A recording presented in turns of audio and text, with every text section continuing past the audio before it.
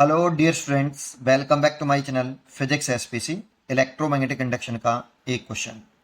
In the inductor shown in figure, if current is increasing at uniform rate, then correct option is 400 रखिए। जब इस coil inductor में current flow करेगी तो इस इंडक्टर में एक मैग्नेटिक फील्ड डेवलप होगा। अगर करंट इंक्रीज हो रही है तो मैग्नेटिक फील्ड भी इंक्रीज होगा और फ्लक्स में मैग्नेटिक फ्लक्स में चेंज आएगा।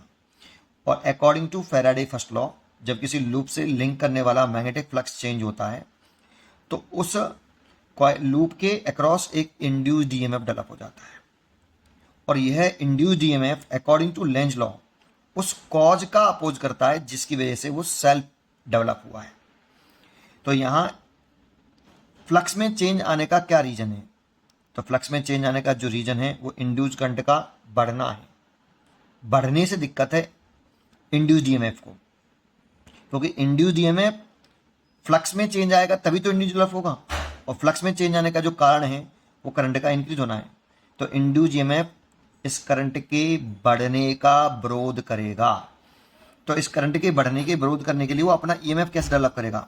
ऐसे डेवलप करेगा, ऐसे सेल बनाएगा, सोचो, या फिर ऐसा बनाएगा।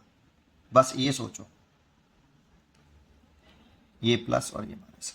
तो करंट के बढ़ने का विरोध करना है तो करंट को घटाना चाहेगा, तो ये इंड्यूस करंट ऐसे निकालेगा ना बेटा, इंड्यूस करंट,